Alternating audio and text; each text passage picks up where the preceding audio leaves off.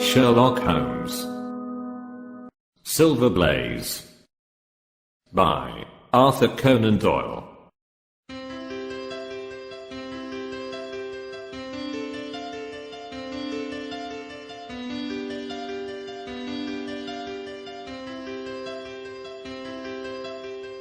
"I'm afraid, Watson, that I shall have to go," said Holmes, as we sat down together to our breakfast one morning. "Go? Where to?" "To Dartmoor, to King's Pyland." I was not surprised. Indeed, my only wonder was that he had not already been mixed up in this extraordinary case, which was the one topic of conversation through the length and breadth of England. For a whole day my companion had rambled about the room with his chin upon his chest and his brows knitted, charging and recharging his pipe with the strongest black tobacco, and absolutely deaf to any of my questions or remarks. Fresh editions of every paper had been sent up by our newsagent, only to be glanced over and tossed down into a corner. Yet, silent as he was, I knew perfectly well what it was over which he was brooding. There was but one problem before the public which could challenge his powers of analysis, and that was the singular disappearance of the favourite for the Wessex Cup, and the tragic murder of its trainer. When, therefore, he suddenly announced his intention of setting out for the scene of the drama, it was only what I had both expected and hoped for. "I should be most happy to go down with you, if I should not be in the way," said I. "My dear Watson, you would confer a great favor upon me by coming. And I think that your time will not be misspent, for there are points about the case which promise to make it an absolutely unique one. We have, I think, just time to catch our train at Paddington, and I will go further into the matter upon our journey. You would oblige me by bringing with you your very excellent field glass." And so it happened that an hour or so later I found myself in the corner of a first-class carriage flying along en route for Exeter, while Sherlock Holmes, with his sharp, eager face framed in his ear-flap travelling cap, dipped rapidly into the bundle of fresh papers which he had procured at Paddington. We had left Reading far behind us, before he thrust the last one of them under the seat, and offered me his cigar case. "We are going well," said he, looking out the window, and glancing at his watch. "Our rate at present is 53.5 miles an hour. "I have not observed the quarter-mile posts," said I. "Nor have I, but the telegraph posts upon this line are 60 yards apart, and the calculation is a simple one. I presume that you have looked into this matter of the murder of John Stracker and the disappearance of Silver Blaze?" "I have seen what the Telegraph and the Chronicle have to say. It is one of those cases where the art of the reasoner should be used rather for the sifting of details than for the acquiring of fresh evidence. The tragedy has been so uncommon, so complete, and of such personal importance to so many people, that we are suffering from a plethora of surmise, conjecture, and hypothesis. The difficulty is to detach the framework of fact, of absolute undeniable fact, from the embellishments of theorists and reporters. Then, having established ourselves upon this sound basis, it is a duty to see what inferences may be drawn and what are the special points upon which the whole mystery turns. On Tuesday evening I received telegrams from both Colonel Ross, the owner of the horse, and from Inspector Gregory, who is looking after the case, inviting my cooperation. "Tuesday evening!" I exclaimed. "And this is Thursday morning. Why didn't you go down yesterday?" "Because I made a blunder, my dear Watson, which is, I'm afraid, a more common occurrence than anyone would think who only knew me through your memoirs. The fact is that I could not believe it possible that the most remarkable horse in England could long remain concealed, especially in so sparsely inhabited a place as the north of Dartmoor. From hour to hour yesterday I expected to hear that he had been found, and that his abductor was the murderer of John Stracker. When, however, another morning had come, and I found that beyond the arrest of young Fitzroy Simpson nothing had been done, I felt that it was time for me to take action. Yet in some ways I feel that yesterday has not been wasted." "You have formed a theory, then?" At least I have got a grip of the essential facts of the case. I shall enumerate them to you, for nothing clears up a case so much as stating it to another person, and I can hardly expect your cooperation if I do not show you the position from which we start. I lay back against the cushions, puffing at my cigar, while Holmes, leaning forward, with his long thin forefinger checking off the points upon the palm of his left hand, gave me a sketch of the events which had led to our journey. Silver Blaze, said he, is from the Sonomy stock, and holds as brilliant a record as his famous ancestor. He is now in his 5th year, and has brought in turn each of the prizes of the turf to Colonel Ross, his fortunate owner. Up to the time of the catastrophe he was the first favourite for the Wessex Cup, the betting being 3-1 on him. He has always, however, been a prime favourite with the racing public, and has never yet disappointed them, so that even at those odds enormous sums of money have been laid upon him. It is obvious, therefore, that there were many people who had the strongest interest in preventing Silver Blaze from being there at the fall of the flag next Tuesday. The fact was, of course, appreciated at King's Pyland, where the Colonel's training stable is situated. Every precaution was taken to guard the favourite. The trainer, John Stracker, is a retired jockey who rode in Colonel Ross's colours before he became too heavy for the weighing chair. He has served the Colonel for 5 years as jockey, and for 7 as trainer, and has always shown himself to be a zealous and honest servant. Under him were 3 lads, for the establishment was a small one, containing only 4 horses in all. One of these lads sat up each night in the stable, while the others slept in the loft. All 3 bore excellent characters. John Stracker, who is a married man, lived in a small villa about 200 yards from the stables. He has no children, keeps 1 maid servant, and is comfortably off. The country round is very lonely, but about half a mile to the north there is a small cluster of villas which have been built by a Tavistock contractor for the use of invalids and others who may wish to enjoy the pure Dartmoor air. Tavistock itself lies 2 miles to the west, while across the moor, also about 2 miles distant, is the larger training establishment of Mapleton, which belongs to Lord Backwater, and is managed by Silas Brown. In every other direction the moor is a complete wilderness, inhabited only by a few roaming gypsies. Such was the general situation last Monday night, when the catastrophe occurred. On that evening the horses had been exercised and watered as usual, and the stables were locked up at 9 o'clock.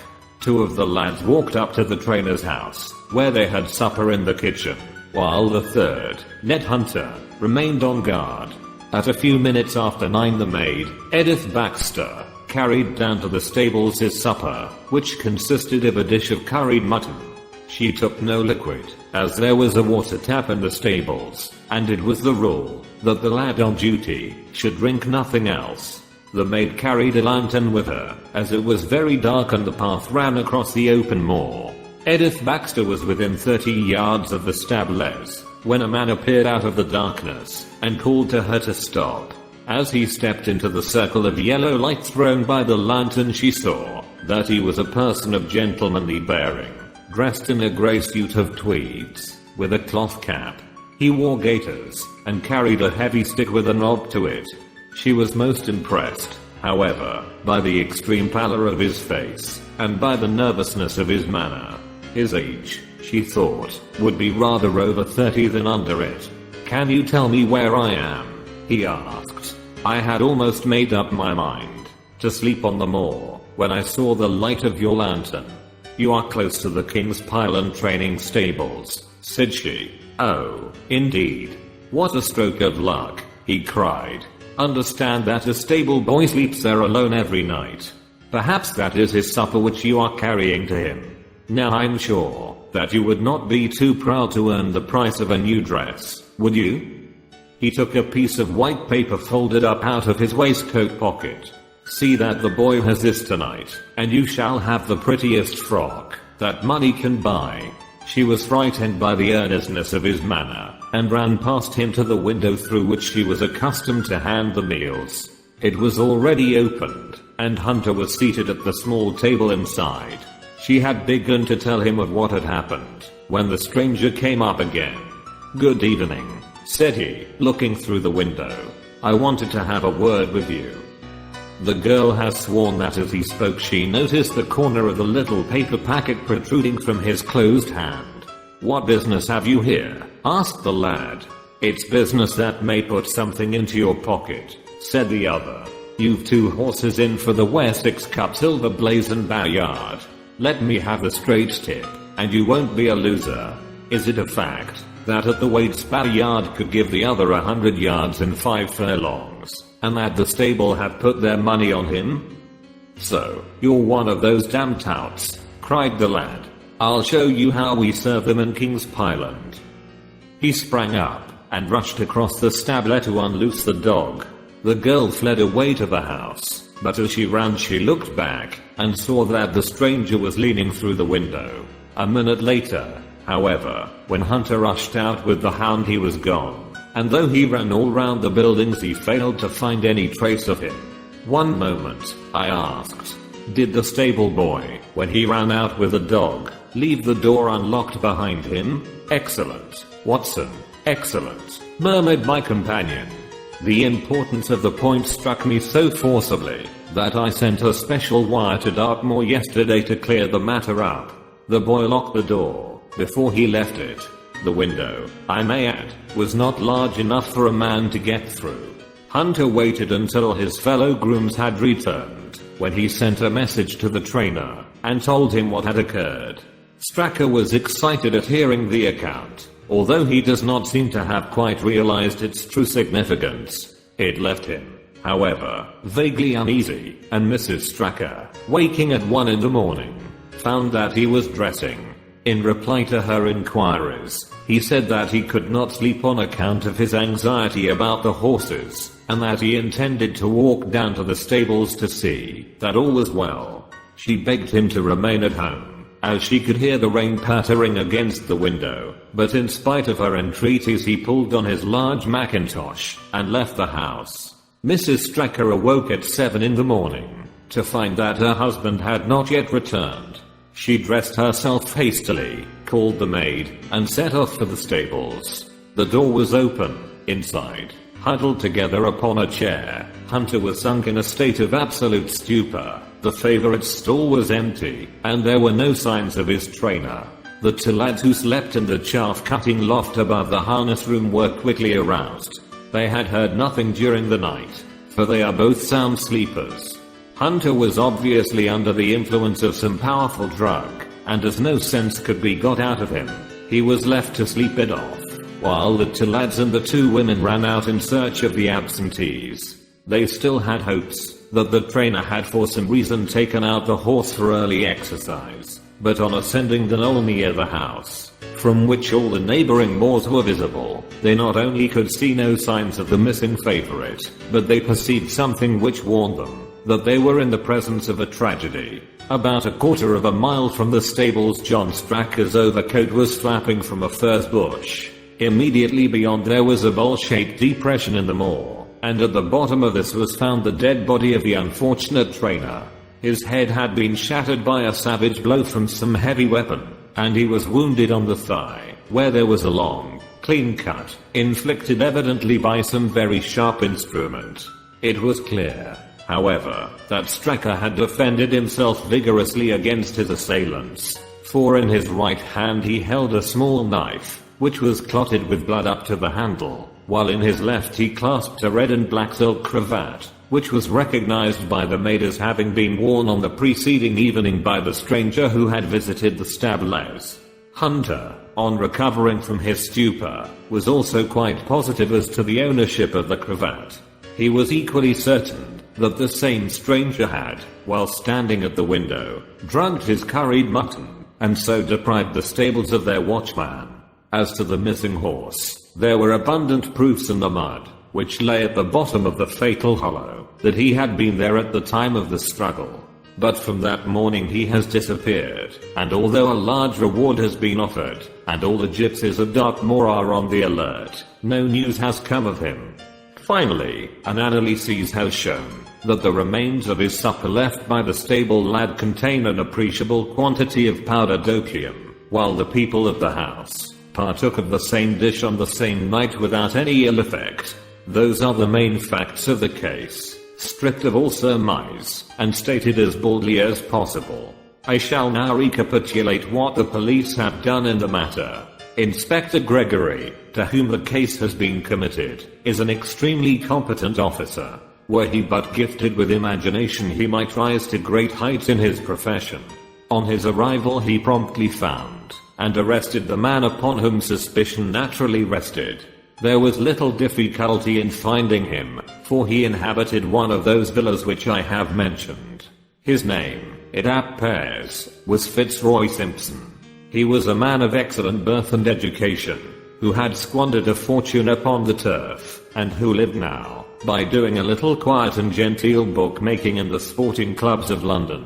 An examination of his betting book shows that bets to the amount of £5,000 had been registered by him against the favourite. On being arrested, he volunteered the statement that he had come down to Dartmoor in the hope of getting some information about the King's Pyland horses, and also about Desborough, the second favourite, which was in charge of Silas Brown at the Mapleton stables. He did not attempt to deny that he had acted as described upon the evening before, but declared that he had no sinister designs, and had simply wished to obtain first-hand information. When confronted with his cravat, he turned very pale, and was utterly unable to account for its presence in the hand of the murdered man. His wet clothing showed that he had been out in the storm of the night before, and his stick, which was a pen and lawyer weighted with lead, was just such a weapon as might, by repeated blows, have inflicted the terrible injuries to which the trainer had succumbed. On the other hand, there was no wound upon his person, while the state of Stracker's knife would show that one at least of his assailants must bear his mark upon him. There you have it all in a nutshell, Watson, and if you can give me any light I shall be infinitely obliged to you. I had listened with the greatest interest to the statement which Holmes, with characteristic clearness, had laid before me. Though most of the facts were familiar to me, I had not sufficiently appreciated their relative importance, nor their connection to each other. Is it not possible, I suggested, that the incised wound upon Stracker may have been caused by his own knife in the convulsive struggles which follow any brain injury? It is more than possible. It is probable, said Holmes. In that case one of the main points in favor of the accused disappears. And yet, said I, even now I fail to understand what the theory of the police can be. I'm afraid that whatever theory we state has very grave objections to it, returned my companion. The police imagine, I take it, that this Fitzroy Simpson, having drugged the lad, and having in some way obtained a duplicate key, opened the stable door, and took out the horse, with the intention, apparently, of kidnapping him altogether. His bridle is missing, so that Simpson must have put this on. Then, having left the door open behind him, he was leading the horse away over the moor, when he was either met, or overtaken by the trainer. A row naturally ensued. Simpson beat out the trainer's brains with his heavy stick without receiving any injury from the small knife which Stracker used in self-defense, and then the thief either led the horse onto some secret hiding place, or else it may have bolted during the struggle, and be now wandering out on the moors. That is the case as it appears to the police, and improbable as it is, all other explanations are more improbable still. However, I shall very quickly test the matter when I'm once upon the spot, and until then I cannot really see how we can get much further than our present position. It was evening before we reached the little town of Tavistock, which lies, like the boss of a shield, in the middle of the huge circle of Dartmoor. Two gentlemen were awaiting us in the station, the one a tall, fair man with lion-like hair and beard and curiously penetrating light blue eyes. The other a small alert person, very neat and dapper, in a frock coat and gaiters, with trim little side whiskers and an eyeglass. The latter was Colonel Ross, the well-known sportsman, the other, Inspector Gregory, a man who was rapidly making his name in the English detective service. I'm delighted that you have come down, Mr. Holmes, said the Colonel. The inspector here has done all that could possibly be suggested, but I wish to leave no stone unturned in trying to avenge poor Stracker, and in recovering my horse. Have there been any fresh developments? Asked Holmes. I'm sorry to say that we have made very little progress, said the inspector. We have an open carriage outside, and as you would no doubt like to see the place before the light fails, we might talk it over as we drive. A minute later we were all seated in a comfortable landau, and were rattling through the quaint old Devonshire city. Inspector Gregory was full of his case, and poured out a stream of remarks, while Holmes threw in an occasional question or interjection. Colonel Ross leaned back with his arms folded, and his hat tilted over his eyes, while I listened with interest to the dialogue of the two detectives. Gregory was formulating his theory, which was almost exactly what Holmes had foretold in the train. The net is drawn pretty close round Fitzroy Simpson, he remarked, and I believe myself that he is our man. At the same time I recognize that the evidence is purely circumstantial, and that some new development may upset it. How about Stracker's knife? We have quite come to the conclusion that he wounded himself in his fall. My friend Dr. Watson made that suggestion to me as we came down. If so, it would tell against this man Simpson. Undoubtedly, he has neither a knife nor any sign of a wound. The evidence against him is certainly very strong. He had a great interest in the disappearance of the favorite. He lies under suspicion of having poisoned the stable boy. He was undoubtedly out in the storm. He was armed with a heavy stick, and his cravat was found in the dead man's hand. I really think we have enough to go before a jury. Holmes shook his head. A clever counsel would tear it all to rags, said he. Why should he take the horse out of the stable? If he wished to injure it, why could he not do it there? Has a duplicate key been found in his possession? What chemist sold him the powdered opium? Above all, where could he, a stranger to the district, hide a horse? And such a horse as this? What is his own explanation as to the paper which he wished the maid to give to the stable boy? He says that it was a £10 note. One was found in his purse. But your other difficulties are not so formidable as they seem. He is not a stranger to the district. He has twice lodged at Tavistock in the summer. The opium was probably brought from London.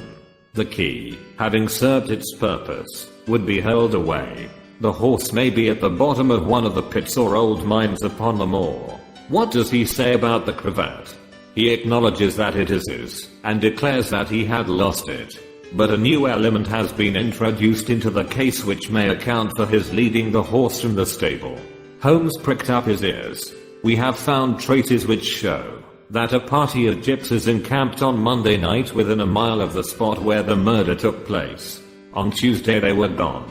Now, presuming that there was some understanding between Simpson and these gypsies, might he not have been leading the horse to them when he was overtaken? And may they not have him now? It is certainly possible. The moor is being scoured for these gypsies. I have also examined every stable and outhouse in Tavistock, and for a radius of 10 miles. There is another training stable quite close, I understand.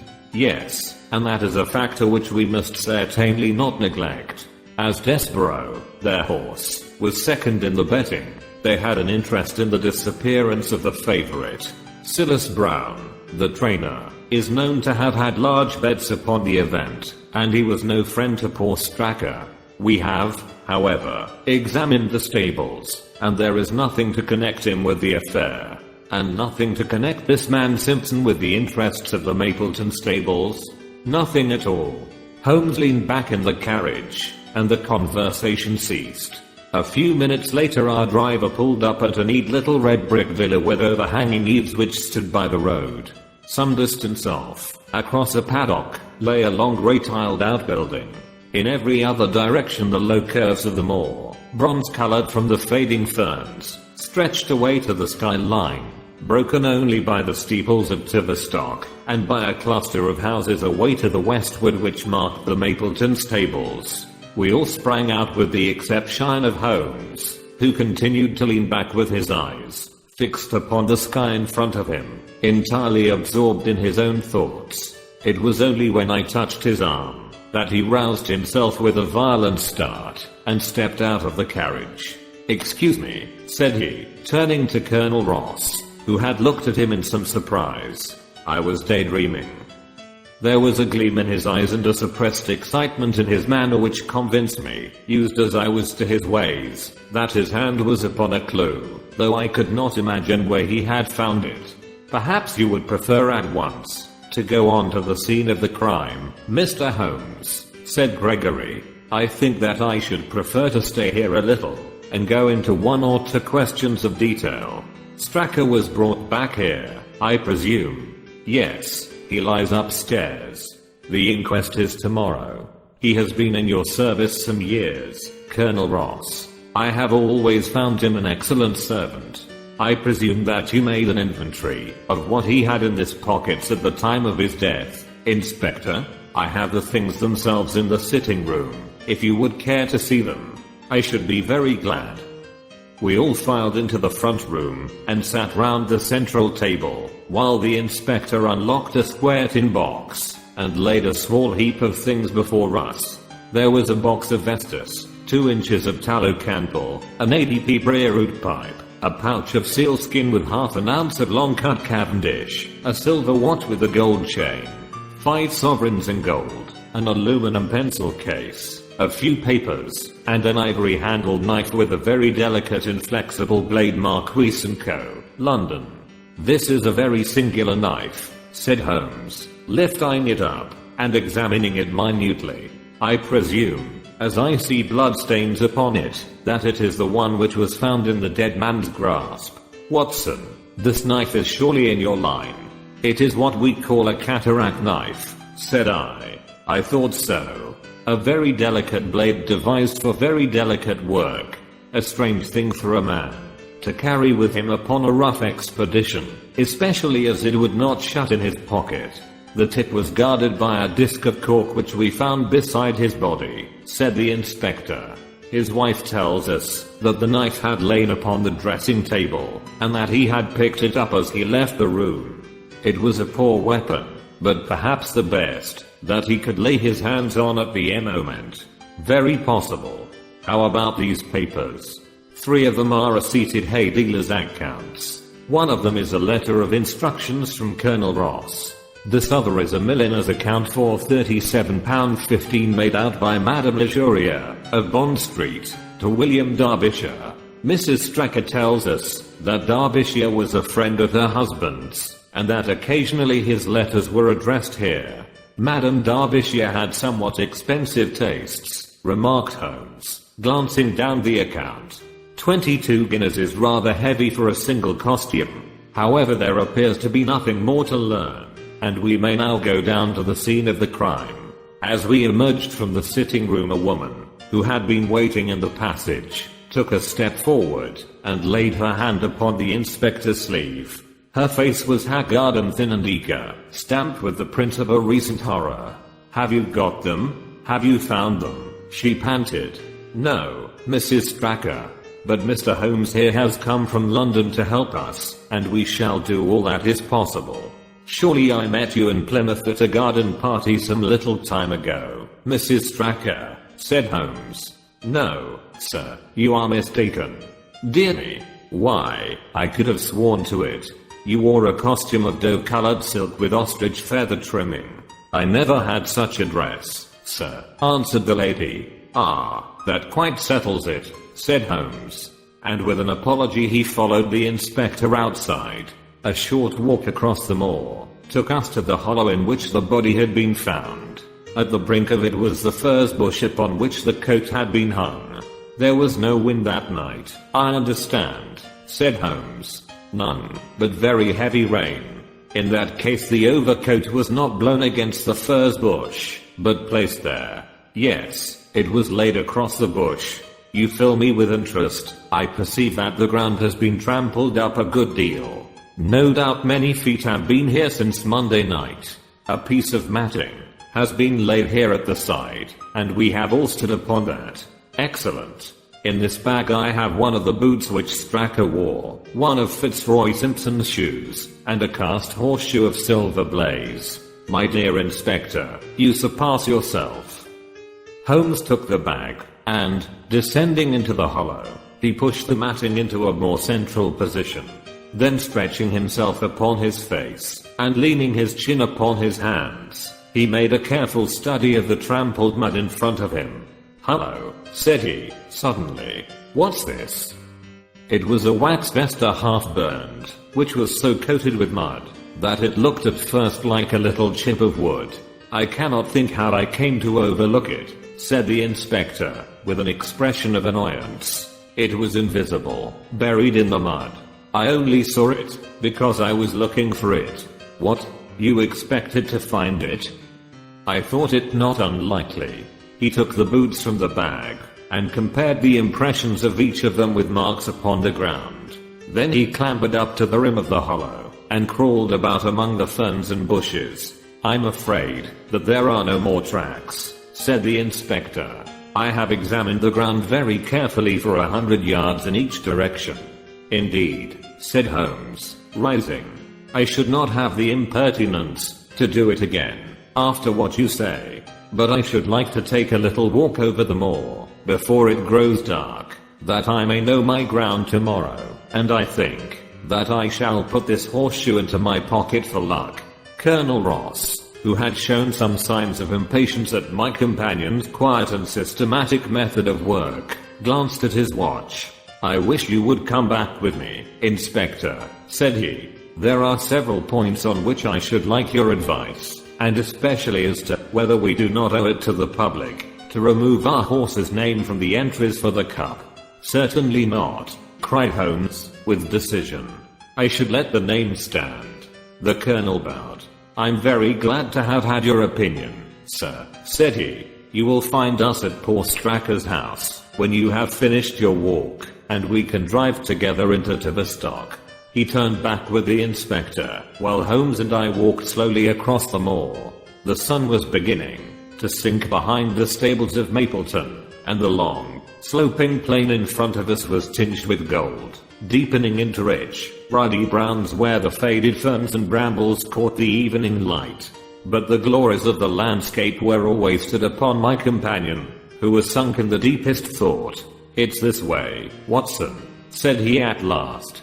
"We may leave the question of who killed John Stracker for the instant, and confine ourselves to finding out what has become of the horse. Now, supposing that he broke away during or after the tragedy, where could he have gone to?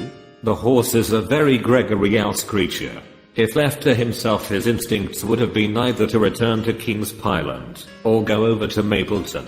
Why should he run wild upon the moor? He would surely have been seen by now. And why should gypsies kidnap him? These people always clear out when they hear of trouble, for they do not wish to be pestered by the police. They could not hope to sell such a horse. They would run a great risk and gain nothing by taking him. Surely that is clear. Where is he, then? I have already said that he must have gone to King's Pyland or to Mapleton. He is not at King's Pyland. Therefore he is at Mapleton.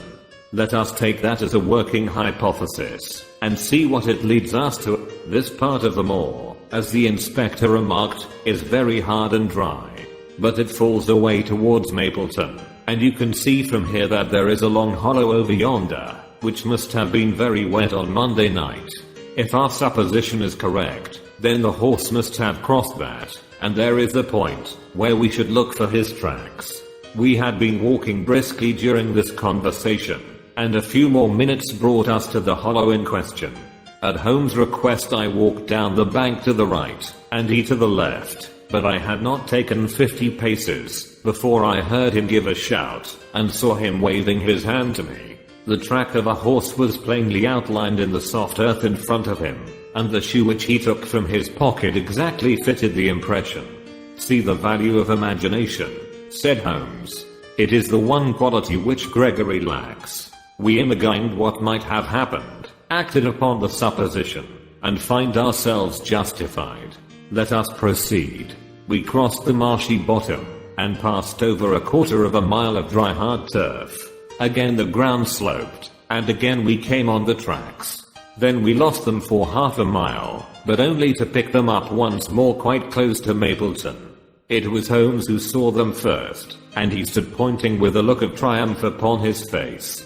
A man's track was visible beside the horse's. The horse was alone before, I cried. Quite so. It was alone before. Hello, what is this? The double track turned sharp off, and took the direction of King's Pyland. Holmes whistled, and we both followed along after it. His eyes were on the trail, but I happened to look a little to one side, and saw to my surprise the same tracks coming back again in the opposite direction. One for you, Watson, said Holmes, when I pointed it out.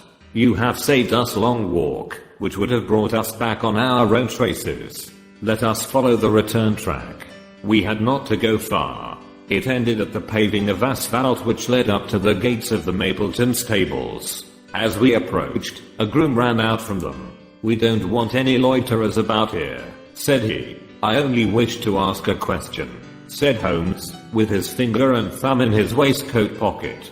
Should I be too early to see your master, Mr. Silas Brown, if I were to call at 5 o'clock tomorrow morning?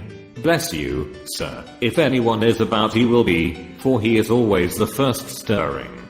But here he is, sir, to answer your questions for himself.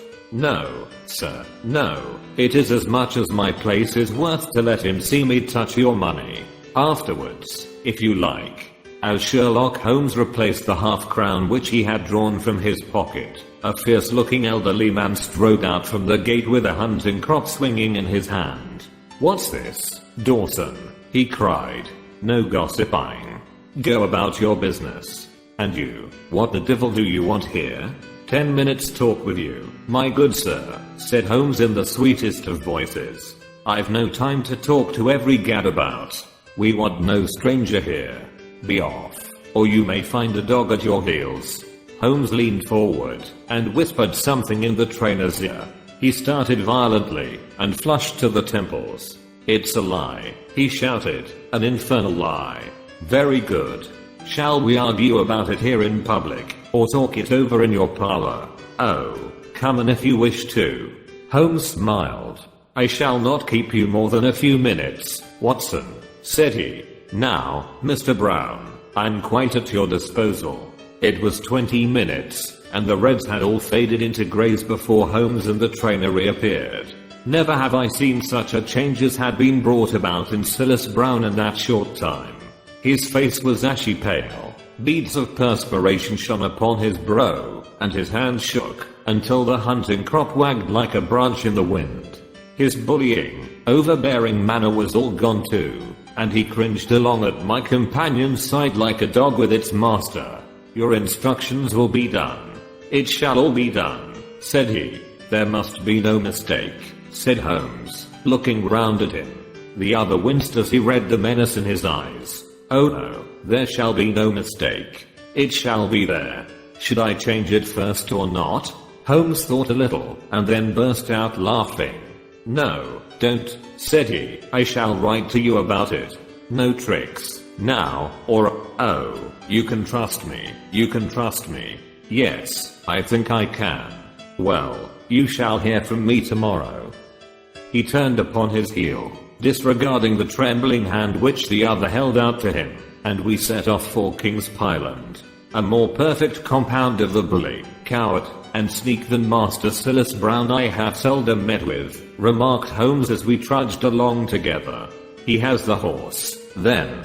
He tried to bluster out of it, but I described to him so exactly what his actions had been upon that morning, that he is convinced that I was watching him. Of course you observed the peculiarly square toes in the impressions, and that his own boots exactly corresponded to them.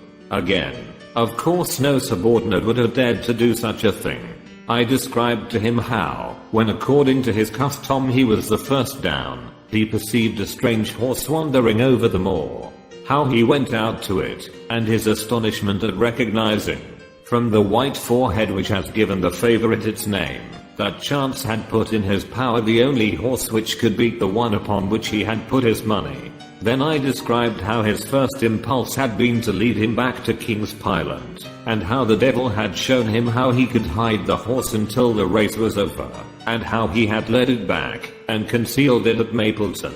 When I told him every detail, he gave it up and thought only of saving his own skin. But his stables had been searched. Oh, and old horse faker like him has many a dodge. But are you not afraid to leave the horse in his power now, since he has every interest in injuring it? My dear fellow, he will guard it as the apple of his eye. He knows that his only hope of mercy is to produce it safe. Colonel Ross did not impress me as a man who would be likely to show much mercy in any case. The matter does not rest with Colonel Ross. I follow my own methods, and tell as much, or as little as I choose. That is the advantage of being an official. I don't know whether you observed it, Watson, but the Colonel's manner has been just a trifle cavalier to me. I'm inclined now to have a little amusement at his expense. Say nothing to him about the horse. Certainly not without your permission. And of course this is all quite a minor point compared to the question of who killed John Stracke, and you will devote yourself to that. On the contrary, we both go back to London by the night train. I was thunderstruck by my friend's words. We had only been a few hours in Devonshire, and that he should give up an investigation which he had begun so brilliantly was quite incomprehensible to me. Not a word more could I draw from him, until we were back at the trainer's house. The Colonel and the inspector were awaiting us in the parlour. My friend and I returned to town by the night express, said Holmes. We have had a charming little breath of your beautiful Dartmoor air. The inspector opened his eyes, and the Colonel's lip curled in a sneer. So you despair of arresting the murderer of poor Stracke, said he. Holmes shrugged his shoulders. There are certainly great difficulties in the way, said he. I have every hope, however, that your horse will start upon Tuesday, and I beg that you will have your jockey in readiness. Might I ask for a photograph of Mr. John Stracke? The inspector took one from an envelope and handed it to him. My dear Gregory, you anticipate all my wants. If I might ask you to wait here for an instant, I have a question which I should like to put to the maid. I must say that I'm rather disappointed in our London consultant, said Colonel Ross, bluntly, as my friend left the room. I do not see that we are any further than when he came. At least you have his assurance that your horse will run, said I. Yes, I have his assurance, said the Colonel, with a shrug of his shoulders. I should prefer to have the horse. I was about to make some reply in defense of my friend, when he entered the room again. Now, gentlemen, said he, I'm quite ready for the stock. As we stepped into the carriage, one of the stable lads held the door open for us. A sudden idea seemed to occur to Holmes, for he leaned forward and touched the lad upon the sleeve. You have a few sheep in the paddock, he said. Who attends to them? I do, sir. Have you noticed anything amiss with them of late? Well, sir, not of much account, but 3 of them have gone lame, sir. I could see that Holmes was extremely pleased, for he chuckled and rubbed his hands together. A long shot, Watson, a very long shot, said he, pinching my arm. Gregory, let me recommend to your attention this singular epidemic among the sheep. Drive on, coachman. Colonel Ross still wore an expression which showed the poor opinion which he had formed of my companion's ability, but I saw by the inspector's face that his attention had been keenly aroused. You consider that to be important? He asked. Exceedingly so. Is there any point to which you would wish to draw my attention? To the curious incident of the dog in the nighttime. The dog did nothing in the nighttime. That was the curious incident, remarked Sherlock Holmes. 4 days later Holmes and I were again in the train, bound for Winchester to see the race for the Wessex Cup. Colonel Ross met us by appointment outside the station, and we drove in his drag to the course beyond the town. His face was grave, and his manner was cold in the extreme. I have seen nothing of my horse, said he. I suppose that you would know him when you saw him, asked Holmes. The Colonel was very angry. I have been on the turf for 20 years, and never was asked such a question as that before, said he. A child with no silver blaze, with his white forehead and his mottled off the leg. How is the betting? Well, that is the curious part of it. You could have got 15 to 1 yesterday, but the price has become shorter and shorter, until you can hardly get 3 to 1 now. Said Holmes. Somebody knows something, that is clear. As the drag drew up in the enclosure near the grandstand, I glanced at the card to see the entries. 1. Mr. Heath Newton's The Negro. Red cap. Cinnamon jacket. 2. Colonel Wardlaw's Pugilist. Pink cap. Blue and black jacket. 3. Lord Backwater's Desborough. Yellow cap and sleeves. 4. Colonel Ross's Silver Blaze. Black cap. Red jacket. 5. Duke of Balmoral's Iris. Yellow and black stripes. 6. Lord Singleford's Rasper. Purple cap. Black sleeves. We scratched our other one, and put all hopes on your word, said the colonel. Why, what is that? Silver Blaze favorite? 5 to 4 against Silver Blaze, roared the ring. 5 to 4 against Silver Blaze. 5 to 15 against Desborough. 5 to 4 on the field. There are the numbers up, I cried. They are all 6 there. All 6 there? Then my horse is running, cried the colonel in great agitation. But I don't see him. My colors have not passed. Only 5 have passed. This must be he. As I spoke, a powerful bay horse swept out from the waiting enclosure and cantered past us, bearing on its back the well-known black and red of the colonel. That's not my horse, cried the owner. That beast has not a white hair upon its body. What is this that you have done, Mr. Holmes? Well, let us see how he gets on, said my friend, imperturbably. For a few minutes he gazed through my field glass. Capital. An excellent start, he cried suddenly. There they are, coming round the curve. From our drag we had a superb view as they came up the straight. The 6 horses were so close together that a carpet could have covered them, but halfway up the yell of the Mapleton stable showed to the front. Before they reached us, however, Desborough's bolt was shot, and the colonel's horse, coming away with a rush, passed the post a good 6 lengths before its rival, the Duke of Balmoral's Iris, making a bad third. It's my race, anyhow, gasped the colonel, passing his hand over his eyes. I confess that I can make neither head nor tail of it. Don't you think that you have kept up your mystery long enough, Mr. Holmes? Certainly, Colonel, you shall know everything. Let us all go round and have a look at the horse together. Here he is, he continued, as we made our way into the weighing enclosure, where only owners and their friends find admittance. You have only to wash his face and his leg in spirits of wine, and you will find that he is the same old Silver Blaze as ever. You take my breath away. I found him in the hands of a faker, and took the liberty of running him, just as he was sent over. My dear sir, you have done wonders. The horse looks very fit and well. It never went better in its life. I owe you 1,000 apologies for having doubted your ability. You have done me a great service by recovering my horse. You would do me a greater still, if you could lay your hands on the murderer of John Stracker. I have done so, said Holmes quietly. The colonel and I stared at him in amazement. You have got him. Where is he, then? He is here. Here? Where? In my company at the present moment. The colonel flushed angrily. I quite recognize that I'm under obligations to you, Mr. Holmes, said he, but I must regard what you have just said as either a very bad joke or an insult. Sherlock Holmes laughed.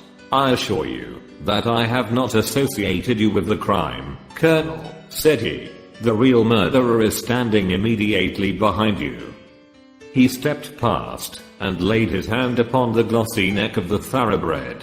The horse, cried both the colonel and myself. Yes, the horse. And it may lessen his guilt if I say that it was done in self-defense, and that John Stracker was a man who was entirely unworthy of your confidence. But there goes the bell, and as I stand to win a little on this next race, I shall defer a lengthy explanation until a more fitting time. We had the corner of a Pullman car to ourselves that evening as we whirled back to London, and I fancy that the journey was a short one to Colonel Ross as well as to myself, as we listened to our companion's narrative of the events which had occurred at the Dartmoor training stables upon a Monday night, and the means by which he had unraveled them. I confess, said he, that any theories which I had formed from the newspaper reports were entirely erroneous.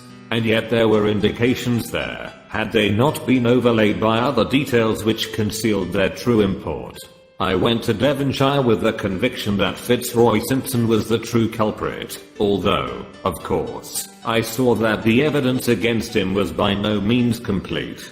It was while I was in the carriage, just as we reached the trainer's house, that the immense significance of the curried mutton occurred to me. You may remember that I was distrait and remained sitting after you had all alighted. I was marveling in my own mind how I could possibly have overlooked so obvious a clue. I confess, said the colonel, that even now I cannot see how it helps us. It was the first link in my chain of reasoning. Powdered opium is by no means tasteless. The flavor is not disagreeable, but it is perceptible.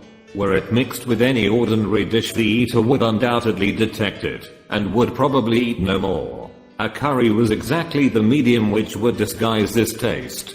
By no possible supposition could this stranger, Fitzroy Simpson, have caused curry to be served in the trainer's family that night, and it is surely too monstrous a coincidence to suppose that he happened to come along with powdered opium upon the very night when a dish happened to be served which would disguise the flavor. That is unthinkable. Therefore Simpson becomes eliminated from the case, and our attention centers upon Stracker and his wife, the only two people who could have chosen curried mutton for supper that night. The opium was added after the dish was set aside for the stable boy, for the others had the same for supper with no ill effects. Which of them, then, had access to that dish without the maid seeing them? Before deciding that question I had grasped the significance of the silence of the dog, for one true inference invariably suggests others. The Simpson incident had shown me that a dog was kept in the stables, and yet, though someone had been in and had fetched out a horse, he had not barked enough to arouse the two lads in the loft. Obviously the midnight visitor was someone whom the dog knew well. I was already convinced, or almost convinced, that John Stracker went down to the stables in the dead of the night and took out Silver Blaze. For what purpose? For a dishonest one, obviously, or why should he drug his own stable boy? And yet I was at a loss to know why. There have been cases before now where trainers have made sure of great sums of money by laying against their own horses through agents and then preventing them from winning by fraud. Sometimes it is a pulling jockey, sometimes it is some surer and subtler means. What was it here? I hope that the contents of his pockets might help me to form a conclusion. And they did so. You cannot have forgotten the singular knife which was found in the dead man's hand, a knife which certainly no sane man would choose for a weapon. It was, as Dr. Watson told us, a form of knife which is used for the most delicate operations known in surgery, and it was to be used for a delicate operation that night. You must know, with your wide experience of turf matters, Colonel Ross, that it is possible to make a slight nick upon the tendons of a horse's ham, and to do it subcutaneously, so as to leave absolutely no trace. A horse so treated would develop a slight lameness, which would be put down to a strain in exercise or a touch of rheumatism, but never to foul play. Villain! Scoundrel! Cried the colonel. We have here the explanation of why John Stracker wished to take the horse out onto the moor. So spirited a creature would have certainly roused the soundest of sleepers when it felt the prick of the knife. It was absolutely necessary to do it in the open air. I have been blind, cried the colonel. Of course that was why he needed the candle and struck the match. Undoubtedly. But in examining his belongings I was fortunate enough to discover not only the method of the crime, but even its motives. As a Man of the world, Colonel, you know that men do not carry other people's bills about in their pockets. We have most of us quite enough to do to settle our own. I at once concluded that Stracker was leading a double life and keeping a second establishment. The nature of the bill showed that there was a lady in the case, and one who had expensive tastes. Liberal as you are with your servants, one can hardly expect that they can buy 20 guinea walking dresses for their ladies. I questioned Mrs. Stracker as to the dress without her knowing it, and having satisfied myself that it had never reached her, I made a note of the milliner's address, and felt that by calling there with Stracker's photograph I could easily dispose of the mythical Derbyshire. From that time on all was plain. Stracker had led out the horse to a hollow where his light would be invisible. Simpson in his flight had dropped his cravat, and Stracker had picked it up with some idea, perhaps, that he might use it in securing the horse's leg. Once in the hollow, he had got behind the horse and had struck a light, but the creature, frightened at the sudden glare, and with the strange instinct of animals feeling that some mischief was intended, had lashed out, and the steel shoe had struck Stracker full on the forehead. He had already, in spite of the rain, taken off his overcoat in order to do his delicate task, and so, as he fell, his knife gashed his thigh. Do I make it clear? Wonderful, cried the Colonel. Wonderful. You might have been there. My final shot was, I confess, a very long one. It struck me that so astute a man as Stracker would not undertake this delicate tendon nicking without a little practice. What could he practice on? My eyes fell upon the sheep, and I asked a question which, rather to my surprise, showed that my surmise was correct. When I returned to London I called upon the milliner, who had recognized Stracker as an excellent customer of the name of Derbyshire, who had a very dashing wife, with a strong partiality for expensive dresses. I have no doubt that this woman had plunged him over head and ears in debt, and so led him into this miserable plot. You have explained all but one thing, cried the Colonel. Where was the horse? Ah, it bolted, and was cared for by one of your neighbors. We must have an amnesty in that direction, I think. This is Clapham Junction, if I'm not mistaken, and we shall be in Victoria in less than 10 minutes. If you care to smoke a cigar in our rooms, Colonel, I shall be happy to give you any other details which might interest you.